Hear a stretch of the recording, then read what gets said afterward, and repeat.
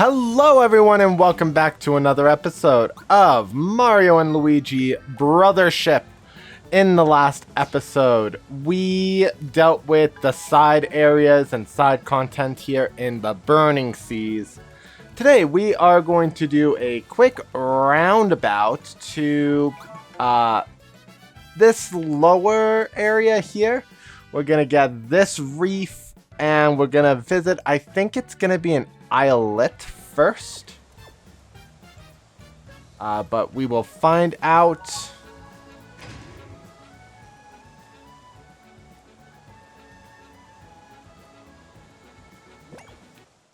Okay. It is the Bitsy Islet. So let's go blast ourselves off. I'm realizing we are quite loud, so how about I turn that just a little bit down? Oh, it's this one. Well now, look at you folks. Hello there.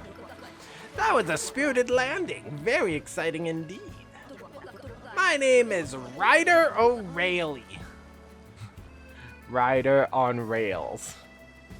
I've been interested in music for many years. You daring fellas there, would you like to try your hand at a little challenge? If you push this switch, musical notes will appear. I'd give you my treasure if you collect all the notes. Oh yeah. So, we have to go up, and then we become a ball, and we follow the notes. There is 3 versions of this challenge, though we're only going to be able to get through this first one today. Also, if your musical note puzzle just gets to this point where it's just screeching at you, I think you need a new song or a new scale.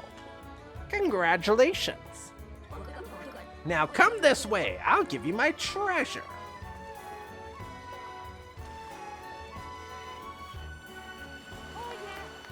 Oh yeah. We got a 1-up DX. This is a very powerful 1-up mushroom. It's essentially a full restore from Pokemon. You fellas did well. I've got another challenge. Want to take it on? Yes. Oops. Looks like that one's a little bit beyond you for now. How about you return once you can move around faster? So with that, we can leave this island.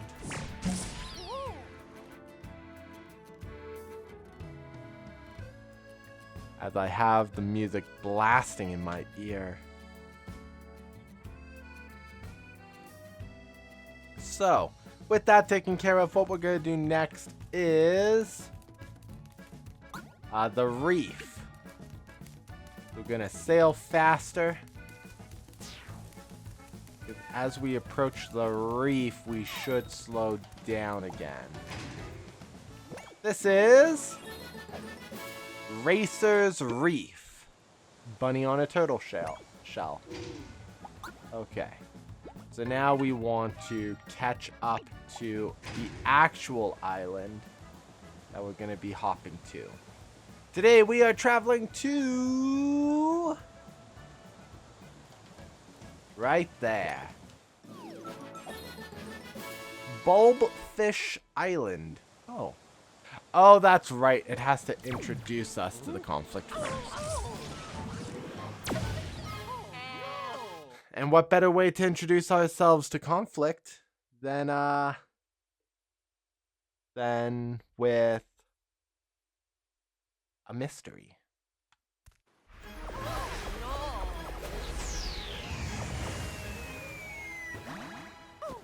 Mario lands. Oh, Luigi managed.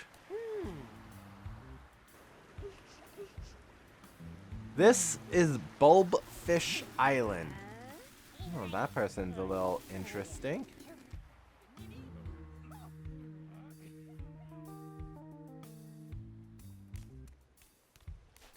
So let's talk. Welcome to Bulbfish Island. Wow, I haven't said that in a while. It's nice to see visitors, but some of our residents are acting strangely unfriendly. Even when it's dark, this is usually such a peaceful island. What's going on? I don't know, I just got here. Let's go collect a mushroom and syrup jar. What else do we have? Looks like that's it. Chilium! This island is so dark and gloomy all the time. The clouds over the island makes it seem like night even when it's day. What are you saying? Just pretend like I'm not even here. I'm as unimportant as the rocks. You wouldn't speak with rocks, so please don't speak with me. What's going on with you? I thought we were friends. Yeah, we're your buds, but you're acting like you don't care about us. I hate strangers. From now on, everyone's a stranger to me. I don't need anyone else. I only need me. What's going on around here? What's with all the rejectiness? You and I truly are strangers here. But even against the gloomy sky and gloomier attitudes, you're my sunshine, Bernadette. Chilia, you're so adorable. Oh, I do love you so. You two seem out of place here. Speaking of strangers, here are some new faces. This is Mario and Luigi, and I'm Snoutlet. We're trying to stitch this busted world back together. You three seem like a friendly trio. Everyone on our islands was against our wedding, so we up and left. We fled our beloved homes, but, it's not quite so simple. I'm Chilium, Prince of Slip and Glide Island, and I'm Bernadette, proud princess of the Scorching people. Our peoples have been enemies for years now, so we escaped to beautiful Bulbfish Island, so it's a Romeo and Juliet situation. Fortunately, she's not a 13-year-old and he's not 17. Weird times in Shakespeare era. Despite that, I'm getting worried about my parents back home. But we can't get off the island, so we just go on a lot of dates. Well, you can relax, because these two have already reconnected a whole bunch of islands. Wonderful! Chilium and I can date in peace. The island chief knows about the lighthouse. I think his house is just up those staircases. Word to the wise, though, a lot of local folk seem to be acting very strange. Maybe we're just not used to their customs, but it feels very odd. Keep that in mind. Sure thing, Chilium. Chilium and Bernadette are the absolute best. Since the incident happened, so many people have gone barging in on the chief at home. I wonder if he's okay. I hope he's not pulling his somewhat limited hair out over this mess. Okay, well, let's see what we've got for equipment to improve our abilities. Elite boots. I think I'll do the forge boots for Luigi.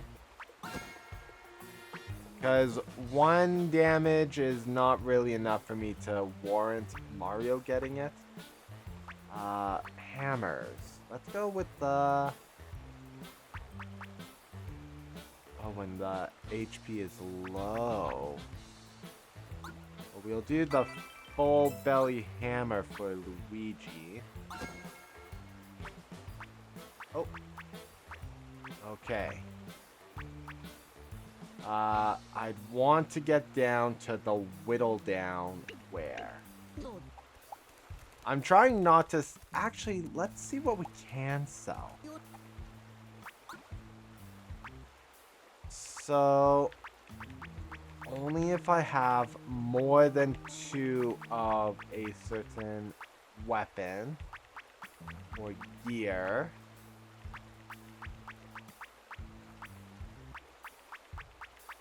Oh, we can sell 1 bronze medal. Perfect.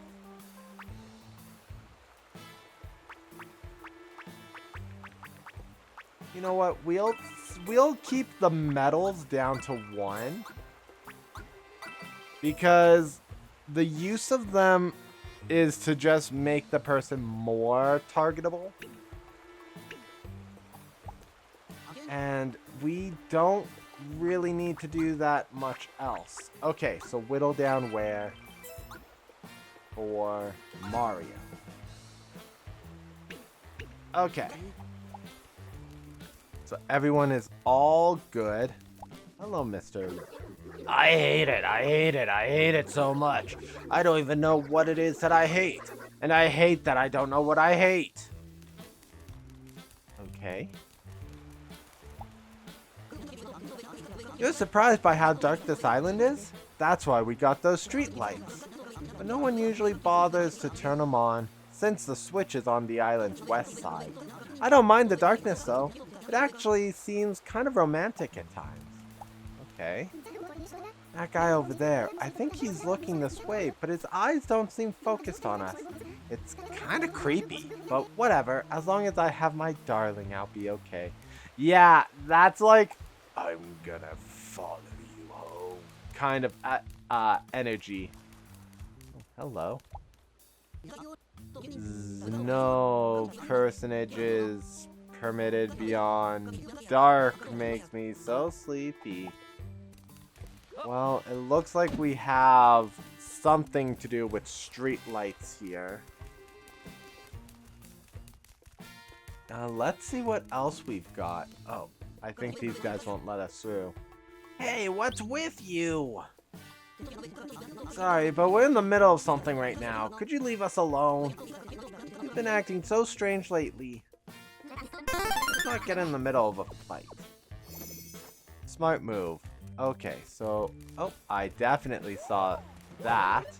Thank you. Let's go this way.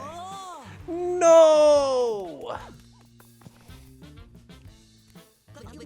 The bulbfish eggs were stolen? The island's treasure, but why? Who did this? An island resident? It would have to be. Nobody... Oh... Yeah, it would have to be. Layden's in charge of the bulbfin. Well. Look what has happened here. So, unbeknownst to me, through the entirety of the rest of this episode, which is, we're at 13 minutes, the episode is under 30 minutes, half the episode, my microphone disconnected. It was not a, I hit the mute button. It was not a, we've done something. The wire on my microphone disconnected. I'm so upset. I could read the dialogue on these characters like I did in game, but I think we're just gonna do some post-commentary shenanigans because that's basically all we have left. So, Layden is being accused of a lot of shenanigans inside his own town. Layden is the chief of Bulbfish Island, and I'm trying to see what else I can do, but Snoutlet is not letting me go exploring, and that is for a reason. So we do have to progress with the story of the island first. So we go in and investigate. Merry Christmas, everyone. I mean, we're now on... This is episode 28. We're now on the 30th, so tomorrow's New Year's Eve. Happy New Year's. We're going to have a very special episode number 29, come out on New Year's Day. That's going to be very exciting. Let's talk about Christmas. Because in the episode I mentioned how, or a few episodes ago, I mentioned how we pre-recorded some of these episodes. And I wouldn't have had this section now to talk about things. But since I'm in post-production shenanigans, we can. So let's talk about the big picture products that I got gifted to me over the holidays. for Christmas. The first one is my brother's super big gift. We went to a Best Buy several weeks ago, and I was looking at this standard Stream Deck, and he asked me about it. Just a simple passing question, and I told him that it's a tool that would be designed to increase my productivity on streams, as the buttons serve as like a switchboard and as a hotkey press for Twitch streams, which, by the way, in the new year, we will be getting back to Twitch streaming. Hooray! Back to the story. So we talked, and I told him it's something that I want to get myself, but not quite yet because I want to get other things for myself. So that was it. It was maybe a 5-minute conversation, and that was it. Totally forgot I had the conversation with him. I got a call from my mother, who was Christmas shopping with my brother one day, and she calls me not to tell me about what he got me, but to tell me what I got him, because I was really struggling with finding him a second gift. One of the gifts I got him was the art book for Diablo 4. It showcases all the beautiful artwork that game developers have gone through with the development of Diablo 4, and I felt it was such a great gift, but in the grand scheme of the gift budget, my mom was getting gifts at $150, my dad was getting gifts at $150, my best friend was getting a gift at $200, but that's because I not only was covering Christmas, but also his birthday, because I missed that as a gift, and also was getting him a housewarming gift. So happy housewarming if you're watching my episode, my best friend ever. Hope you love it. So my brother was at the lowest point of my budget, so I wanted to get him something bigger, something better, something relatively in budget, but like nicer. So my mom, who knew what my brother got me, put out there that my brother was looking at a new monitor, and before asking me, got it all ordered. Then asked if I wanted to put my name on it so that I wasn't stressing out over his gift. And I love it. I love that she thought about what I needed to do for my brother to make sure that we're all on the same boat. And his monitor is beautiful. In the new year, I'm going to be upgrading my Envy monitor with a Asus curved monitor similar to what he's got. Basically, the year of 2025 is going to be hardware upgrades. Major hardware upgrades. Not the desktop, just like monitors. Maybe my microphone, but the microphone itself is not dying. The mic stand died, but yeah. So there was that. He got me the Switch Deck, and for the past 4 days, because we opened our gifts this year on the 23rd, and I will get to that part in a second about why we open our gifts early. Side tangent of a story, but back to Stream Deck. So for the past 4 days, I've been fiddling around with what the Stream Deck can do, because I've never actually had one. I've never thought I would be using one, and it is so good. It allows me to record directly from my OBS studios. I can pause the recording. I can swap my scenes. As soon as I get a fun little audio jam, I can hit that button and it will play the audio. I also am able to turn off all of my desktop windows so that I can get back to desktop quickly. And then I can turn on and off my logo, depending on which logo I'm using, because obviously I use a lot of different video game logos, designed different Derez Plays logos designed based on video games that I've been playing. So, yeah, my Stream Deck can do that. Let's go to the tangent of opening gifts before I talk about the next gift. We, as a family unit, open our gifts usually on Christmas Eve. This has been a tradition in my household for 30 plus years. Yes, I am old. I'm so old. Oh, I'm like the Crypt Keeper. Anyways, so it's been a tradition. The 24th. This year we opened on the 23rd because the 24th ended up getting packed with other kind of events that were not originally planned to happen. We had guests that invited themselves over.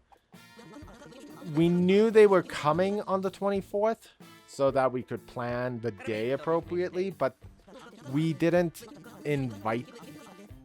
set an invitation out to be like, hey, come on over Christmas Eve. We want you. They're kind of like, can we come over? And we should have really said maybe not that day, maybe another day, but it's fine. The day still went off without a hitch, but because of the fact that our day was now dedicated to hosting people, we wanted to deal with our gifts in a way that was good. So we planned and opened our gifts a day ahead of our day ahead of gift opening. And the reason why we do this is so that when we open our gifts, we are wowed, we're happy, we're amazed Christmas Eve about the gifts that we've gotten and given. Which makes Christmas Day dedicated to relaxing, enjoying the gifts in as full exposure kind of thing as we could. So, Stream Deck, I got to play around with it. And then I got a bunch of other gifts. And my mom got gifts, and my dad got gifts, and my brother got gifts. So I'll get to what other gifts I've given out in a minute. Let's go to the next big ticket item, which actually starts a little prior to Christmas. A few weeks prior to Christmas, we went to see 2 movies. The first of them was Gladiator 2. It's a phenomenal movie. The art, the cinematography of it was really good. The story obviously was very broken and different because it's not historically accurate, but the events of which it's portraying are actual events that did happen. Like, there's a Persian War reenactment that they do in it, but the people involved in the war are not the same people. It's very weird. Criticism aside, it's a phenomenal movie. Definitely go see it. The other movie we went to see was Wicked, and I knew I was gonna love it because Ariana Grande is such a great, talented singer, and Cynthia, I'm pretty sure her name is Cynthia, and I feel so bad because I did not look up her name before this moment. So, I'm pretty sure it was Cynthia. Elphaba. Yes. Yeah, Cynthia Erivo. I'm so sorry if I butchered your last name. I'm very sorry. I'm bad at names. We went to see Wicked, and I loved Wicked. The music was amazing. I still have moments of songs stuck in my head, even today, including What Is This Feeling, Dancing Through Life, and obviously Defying Gravity. So I loved it, and my mom loved it. So one of the big gifts my mom got me was the first volume novel of the Wicked series called Wicked. And it's this, the page edges are green, and it's the life and times of the Wicked Witch of the West. And one thing that we're looking forward to is figuring out how to get the next 3 volumes in this hardcover, colored paged format. And I loved it. And what I got my mom for Christmas was, my mom loves Barbies. She collects them. It's really one of the best things she does. But not just regular Barbies. She collects the fashion dolls. So Contour created a line of Barbies. There's 3 of them. And they were like $500 Barbie dolls. So I got her the official Mattel Barbie doll of Glinda the Witch and Elphaba the Wicked Witch of the West of Wicked, fully super sealed in their boxes, not pre-owned by anyone else. And it was a 2-part gift. Elphaba showed up well within the time of when she needed to, got her all wrapped up. And Glinda was not supposed to show up till January 20th. Christmas Eve, so a day after we opened all the gifts, Glinda arrives. And I'm so happy because my mom got her full Christmas present. So there's that. My dad was a lot easier to gift. His gift to me were knick-knacky, really cute Nintendo stuff. I loved it. I got some more pajama bottoms because I laze around in pajama bottoms almost all day. Just really nice. You guys never see it on camera because I never show you, but I'm most likely wearing my Halloween pumpkin pajamas or now my new Christmas pajamas. More often than not, I am in jeans or sweatpants, but like I love pajamas. They're really comfy and they work because I can step outside in pajama bottoms. Anyways, my dad got a remote control Lego car. He gets Lego so often. It is perhaps the best gift that I could give him. I was starting to panic because I thought I was running out of time for my side story tangents of Christmas. Lots of time left. So my dad got me pajama bottoms. He got me a new mushroom pillow for my couch because my couch, which we see behind me all the time, is always decorated. I have a blue shell pillow, a toad pillow, a Mimikyu toy, and a Nintendo 64 red controller. And then on my shelves I have Peach, 2 Mario plushes, Rosalina and Baby Rosalina, Daisy, Luigi, Baby Luigi, Goomba, Bowser, and like a lot of other plushes.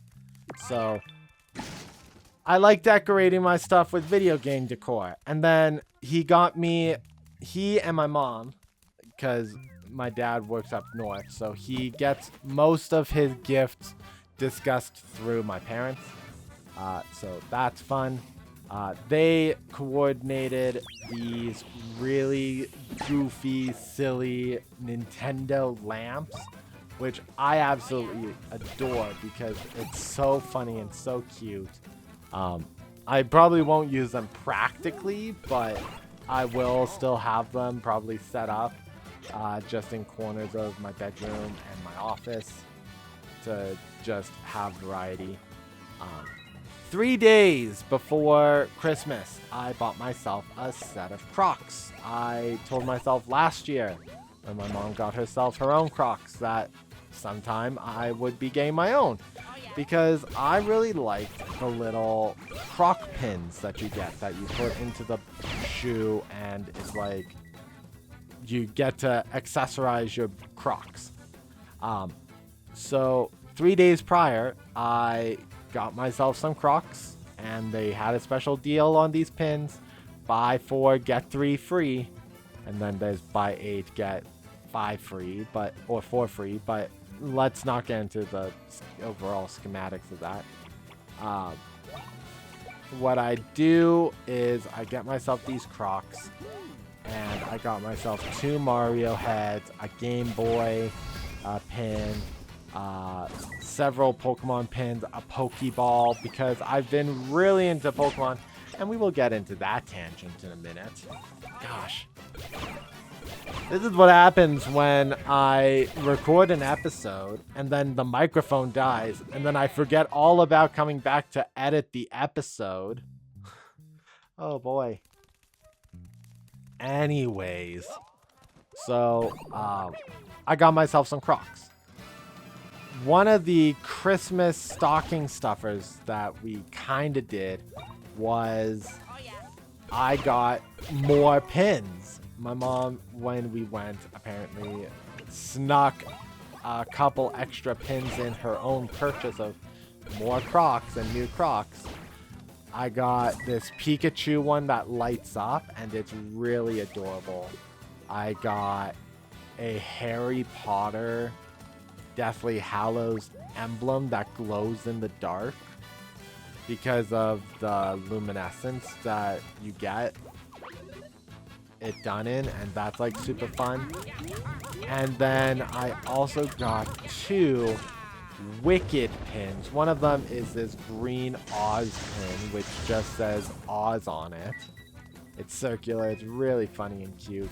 And then I got an Emerald City pin in this. I don't know where she got them, because I probably would have noticed them at the Croc shop if she got them. And she didn't know, like, I was gonna get Crocs, so she didn't order them online. Gosh, ordering online was a real pain because of the Canada Post strike. Ugh. Okay. Let's go back to the Pokemon tangent, because that's gonna be a huge one. I pulled out some old Pokemon cards. To describe this, you need to know that when I was a kid, all the way back in early 2000s, I loved Pokemon cards. Didn't know how to play the card game. Me and my brother, no idea. So what we ended up doing was we just collected cards. We would buy the packs, we would collect the cards. So we have, when I was like a few days ago, like 4 days before Christmas, I'm sitting at my desk and I'm like, I really want my Pokemon cards. I want to see what we've got. I want to fix them up, organize them. I want to learn how to play the card game. I'm a grown adult who doesn't know how to play the Pokemon trading card game. And I know I have the Pokemon to do it. So I went down into my basement, determined to find where my missing Pokemon card books were. And this just shows just how dedicated I am to make sure that all of my storage items are properly labeled, because I went through as many boxes as I could. And on the brink of me giving up, I see written on the box 2016, which is when I sealed it, Pokemon cards and Yu-Gi-Oh cards. Yes, I also love Yu-Gi-Oh, but I can't play Yu-Gi-Oh. They've changed the rules too much. So, I found my Pokemon cards. I pull them all out. I bring them upstairs. I've bought myself 2 4-inch binders, 150 piece 9-card sleeves, and I was going to put the Pokemon cards in. And at first I'm like, I'll stack them in stacks of 4. According to the rules, you're allowed to have repeat Pokemon, up to 4 of them. So if the print looked different, that was a new slot. But stacked up to 4, and this way, if I wanted to make trades in the distant future, I knew how many I would have multiples of. That didn't last long before I'm like, no, I'm just going to put every Pokemon card out in one at a time positions. And my gosh, one of the 4-inch binders designed to hold just the Pokemon cards and the energies, not the trainer cards, completely full. I cannot put more Pokemon cards in it. If I want to, I have to remove the energy card pages because they're separate pages. I at least thought that far ahead. So if I want to get more Pokemon cards, and I do, that's going to be the thing. And as I was going through this, my family was like, we'll learn how to play this game too. So in the hunt of brand new Pokemon cards to build a brand new deck of my own creation, the Psychic Energy deck, by the way, dedicated to... I can't even say it's dedicated to like the poison Pokemon or the psychic Pokemon or the fairy Pokemon because I kind of blended it all together. Anyways, since I've got the confirmation that my dad wants to learn how to play this card game and my mom wants to learn how to play this card game because we love playing board games and card games, we put together and scrounged up together... I'm saying this wrong. I bought pre-made decks. So instead of sorting these new cards that I bought in these pre-made decks into all of my cards, they are just currently set aside in their own little deck boxes so that if I wanted to share out an electric, a psychic, a metal, a fighting, a fire, a electric, I know I said electric, but this is a different electric. A dark deck, a dragon deck out for one of my family members to use. I have it pre-made. They don't need to even think about what kind of cards they need to put into the deck. All they need to do is just take a deck. It's really good. I like it. So, there's that. I got really into Pokemon cards again. So much, in fact, that I think I spent $500 in a week just constantly going out to buying more booster packs, more booster boxes, and like, I'm obsessed. I love the game. I am so entwined with Pokemon that I was designing my own Pokemon. I have my own Phantom Pokemon line that is a regional variant that evolves into a fungus tree named Fungaloom. And like, so good. Now I have to think about, okay, these video game Pokemon that I've gone into full details about, I was working on their abilities. How can they translate to Pokemon cards? And just as like a side thing, a way for me to outsource my artistic talent, my drawing skills. I start projects all the time. In a new tangent, I am working on creating my own tabletop game, but I won't have time to go into the full details. Just understand that it uses specials as the stat spread. Specials breaking down to strength, perception, endurance, charisma, intelligence, agility, luck, and spirit. I've now paused in my movement because we're signing off. So we're now going to do that. Thank you guys so much for joining me in today's episode of Mario and Luigi Brothership. I'm sorry that I got into a super tangent about Christmas. In the next episode, we're going to look for the assistant's diary somewhere in this room. We will see you all then. Derez Plays is out.